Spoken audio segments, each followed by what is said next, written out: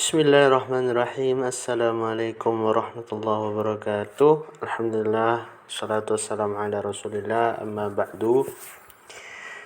Di video kali ini kita masih di pelajaran kita di kitab Tuhfatus Tsaniyah Syarah Al-Ajrumiyah, di materi kita yaitu alamatul ismi, tanda-tanda isim.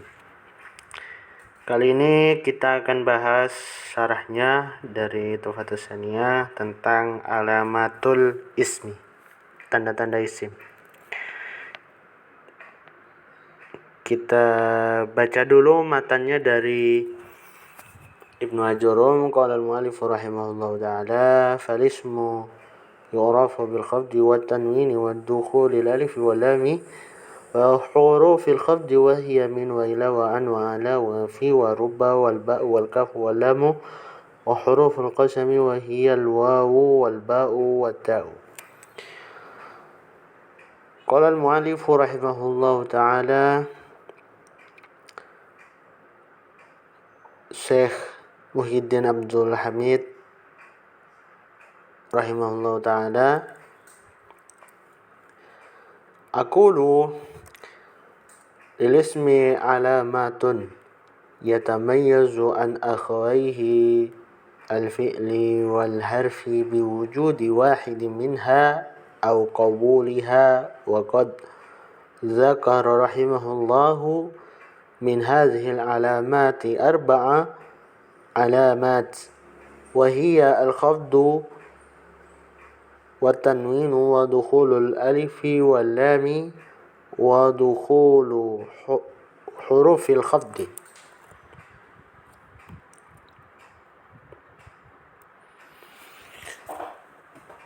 Berkata penulis rahimahullah ta'ala, penulis Tuhfatus Tsaniyah, Syekh Muhyiddin Abdul Hamid rahimahullah ta'ala, saya berkata, isim memiliki tanda-tanda yang membedakannya dari kedua saudaranya, yaitu fiil, kata kerja, dan huruf. Dengan keberadaan salah satu tanda tersebut atau penerimaannya. Beliau rahimahullah menyebutkan, Ibnu Ajurum menyebutkan ada 4 tanda dari tanda-tanda isim, yaitu khofat atau gampangannya kasrah, yang kedua tanwin, yang ketiga masuknya alif dan lam atau al, serta masuknya huruf-huruf khofat. Jadi isim itu punya tanda-tanda khusus yang membedakan antara fiil dan huruf. Jadi keberadaan salah satu tanda tersebut, jadi tanda-tanda tersebut, tanda-tanda isim itu bisa dipakai atau bisa diterima ketika bertemu salah satu tanda-tanda tersebut. Misalnya apabila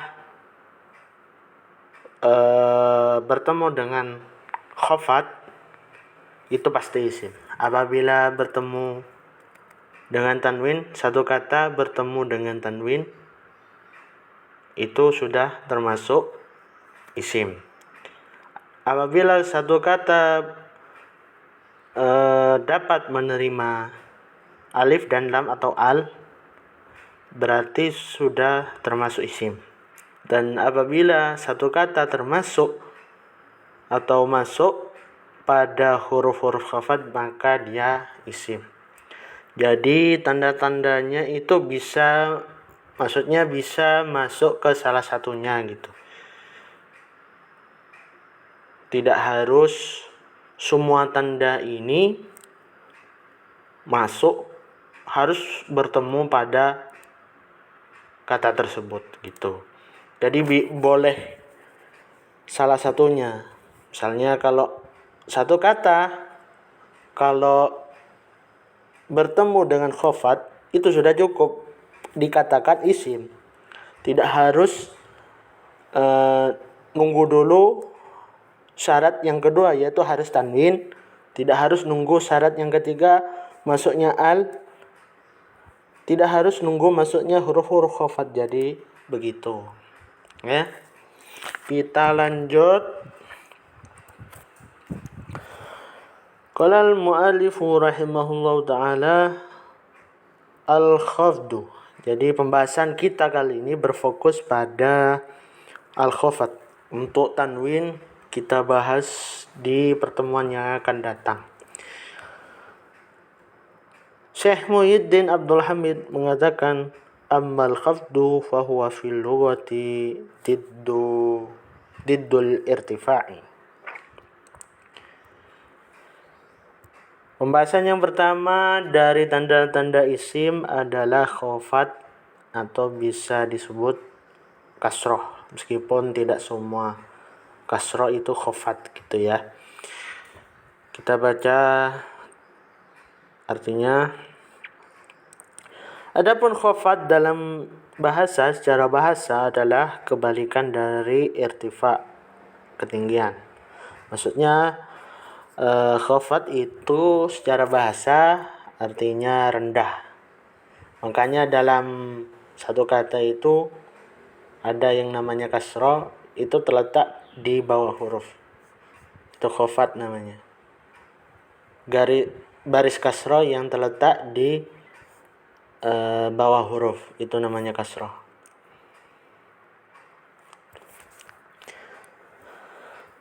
Wa fi istilahi an-nuhati, dan bagaimana pengertian khafat menurut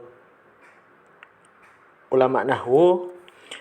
Khafat dalam pengertian ulama nahwu itu ibaratun anil kasrati allati yuhdithuhal amilu aw ma naba anha wa dzalika mislu kasratir ra'i min bakrin wa amrin fi nahwi qaulika marartu bi bakrin wa qaulika hadza kitabu amrin fa bakrun wa amrun ismani liwujudil kasrati fi akhiri kulli wahidin minha fi akhiri kulli wahidin minhuma.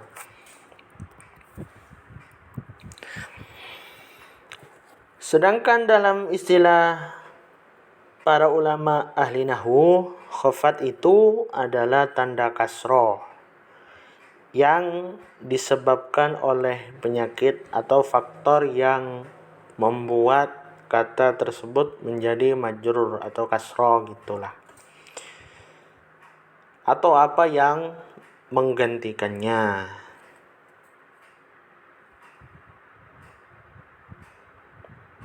Contohnya adalah kasroh pada huruf ra dalam kata bakar dan amr, seperti pada ucapanmu marartu bibakrin, saya lewat di dekat bakar. Ini bakar harusnya ya. Dan ucapan hadza kitabu amrin, ini adalah buku milik Amr. Maka bakar dan amr adalah dua isim karena adanya kasroh di akhir masing-masing kata tersebut. Maksudnya gini ya. Contohnya marartu bi bakrin. Bakrin ini kan akhir katanya kasroh. Kenapa? Karena didahului oleh huruf jar. Dikatakan isim karena diakhiri kasroh, huruf kasroh. Bukan harakat kasroh. Kenapa? Karena didahului huruf jar di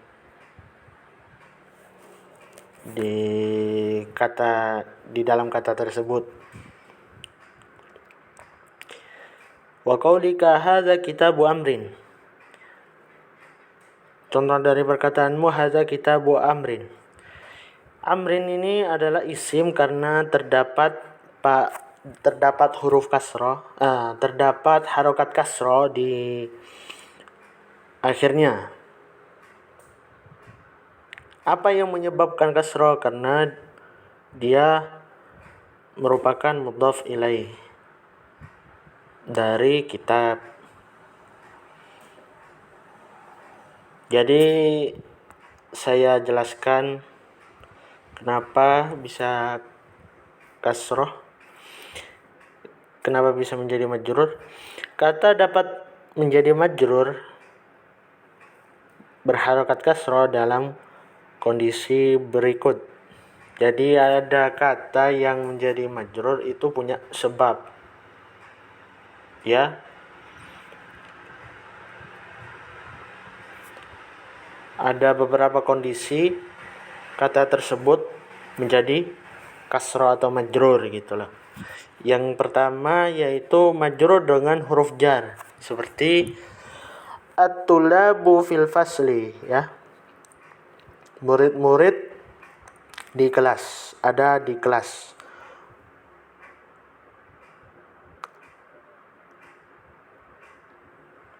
Yang kedua, majrur karena idhofah. Kondisi yang kedua yaitu majrur karena idhofah, penyandaran.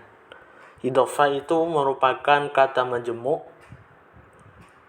yakni penggabungan dari dua kata menjadi satu gitulah. Misalnya ja'a talibul ilmi, seorang pelajar ilmu itu datang. Kemudian yang kedua karena majrur karena tab'iyah atau karena adanya pengikut atau ada yang mengikuti, seperti salamtu ala talibin mu'addabin, saya memberi salam kepada pelajar yang sopan. Maka kata fasl pada contoh yang pertama itu isim majrur, isim yang isim majrur, isim yang dibaca jar karena adanya huruf fi. Setiap kata yang didahului dengan huruf jar maka berarti dia adalah isim. Karena kita lagi bahas isim ini soalnya, tanda-tanda isim. Kemudian kata ilmi, talibul ilmi, kata al-ilmi pada contoh yang kedua adalah mudhaf ilaih. Jadi mudhaf itu kata majmu' ya, ada mudhaf kata yang pertama, kata kedua adalah mudhaf ilaih. Nah, dua kata ini digabungkan menjadi satu, jadilah mudhaf ilaih atau disebut dengan idhofah. Nah, mudhaf ilaih ini wajib majrur, ya. Kata al-ilmi pada contoh kedua adalah mudhaf ilaih yang majrur. Dan kata mu'addab pada contoh ketiga adalah na'at atau sifat yang mengikuti talib itu. Karena sifat itu harus mengikuti kata sebelumnya. Kalau talibin ini majrur maka mu'addabin ini juga majrur karena dia majrur sebab karena mengikuti talibin itu gitu. Jadi ketiga sebab jar tersebut bisa berkumpul dalam kalimat bismillahirrahmanirrahim. Jadi kata bismi itu, kata ismi adalah isim majrur, isim yang dibaca jar.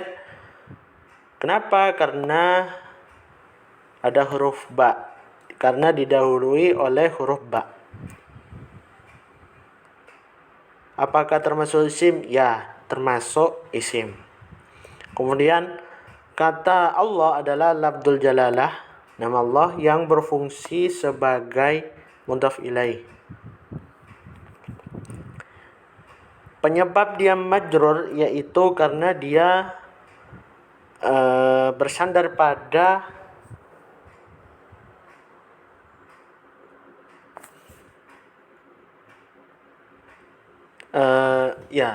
karena bersandar pada isim tadi. Ismi itu adalah mudhaf, lafdzul jalalah Allah itu mudhaf ilaih. Jadi dia harus disandarkan ke lafadz yang sebelumnya, kata yang sebelumnya, sehingga dia menjadi majrur, ya. Mudhaf itu bebas i'rabnya apa aja. Bisa rofa, bisa nasab, bisa jar. Sedangkan mudhaf ilaih dia harus majrur, ya. Kata apapun kalau digabungkan jadi satu, dua kata menjadi satu, kata yang kedua ini harus jar. Misalnya thalibul ilmi. Thalibul itu rofa. Nanti akan tahu teman-teman apa yang dimaksud rofa.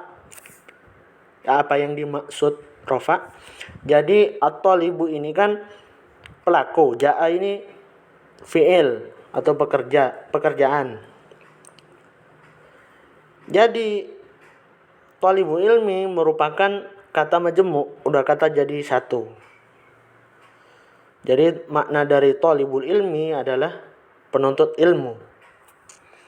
Kata yang kedua ini wajib majrur karena dia adalah mudhaf ilaih. Apapun kata disandarkan, kata kedua yang disandarkan kepada kata sebelumnya itu berarti mudhaf ilaih. Dan mudhaf ilaih harus majrur, harus kasroh, wajib, ya.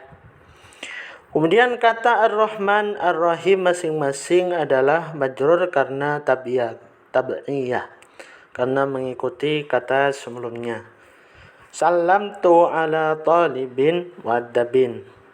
Mu'addabin ini adalah isim majrur, isim yang dibaca jar karena dia merupakan pengikut dari kata talibin. Kalau talibin jar, maka kata setelahnya itu mu'addabin itu harus jar, ya.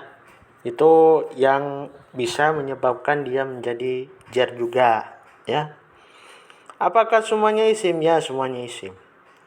Semua kata-kata, semua kondisi majrur baik dengan huruf jar, baik dengan kondisi idhofah, al-ilmi tadi, majrur karena tab'iyah mengikuti kata setelahnya, maka dia pasti isim. Pokok kalau ada didahului dengan huruf jar, kalau didahului dengan idhofah, kemudian yang terakhir karena sebabnya tab'iyah mengikuti pengikut, maka dia isim. Tab'iyah itu seperti mengikuti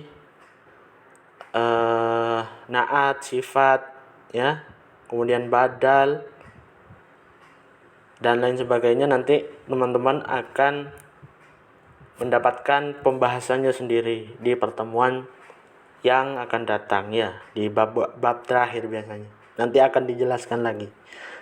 Ini cuman penjelasan secara global, ya. Jadi intinya tanda-tanda isim itu berawal dari yang pertama itu bisa kemasukan khafat, yaitu kasroh. bisa kemasukan tanda kasroh atau yang menggantikannya, itulah. Seperti contoh yang tadi, marartu bi Bakrin dan hadza kitabu amrin, maka Bakar dan Amr ini adalah isim karena adanya kasroh di akhir masing-masing kata tersebut, gitu. Sekian pembahasan kali ini, semoga bermanfaat. Pertemuan berikutnya kita akan membahas tanwin, ya. Apabila ada kritik dan saran atau misalnya pertanyaan, silakan teman-teman bisa tulis di kolom komentar. Demikian pembahasan Tufatus Sani ini, semoga bermanfaat. Subhanakallahumma wa bihamdika asyhadu an la ilaha illa anta astaghfiruka wa atubu ilaik. Assalamualaikum warahmatullahi wabarakatuh.